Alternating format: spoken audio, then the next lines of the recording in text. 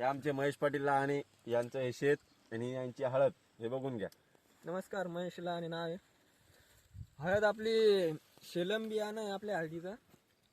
तर हळदीची सुरुवात लागवडापासून सांगू शकतो. पहिले आम्ही शेणखत टाकलं आणि नंतर नागड्डी केली. तर शेणखताचा तुम्ही प्रभाव बघू शकता, अतिशय हिरव्या कलरमध्ये. आणि आम्ही रासायनिक औषधीचा प्रभाव कमी करेल. रासायनिक औषधीवर भर नाही. शेणखत टाकलं त्यामुळं जरा जास्त आहे ना. ह्याला बघा दाखवलं.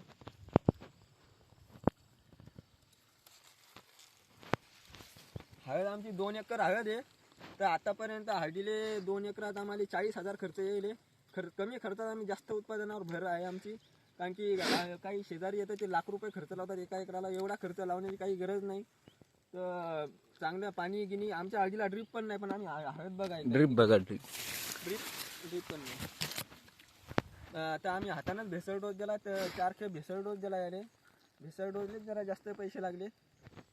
तर तुम्हाला सांगू शकतो, तर साधारणतः आम्हाला एकरी 50 क्विंटल उत्पादन होते. तर 2 एकरात आम्हाला 100 क्विंटल उत्पादन होते. तर हळदीचा भाव जर का चांगला राहिला, समजा 15,000, तर आम्हाला 15 लाखाची हळद होईल आणि खर्च 1.5-2 लाख. म्हणजे कमी खर्चात म्हणजे आम्हाला 2 एकरात 13 लाख रुपयाचं उत्पन्न पडते. समजा 13 लाख रुपये आमचं वार्षिक हळदी. आणि याच्यात सोयाबीन पण आम्हाला 2 एकरात 15 पोते सोयाबीन झाली.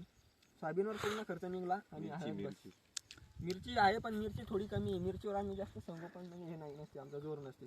निव्वळ हळद लावत असतो. विषय संपला. धन्यवाद. अशाच काही माहितीसाठी महेशला आणि फॉलो करा.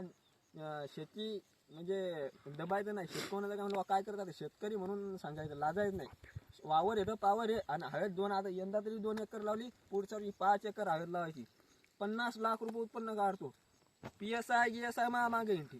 एवढा विषय. शेती म्हणजे शेतकरी येतं जगाचा पोशिंदा आहे. जय जवान जय किसान.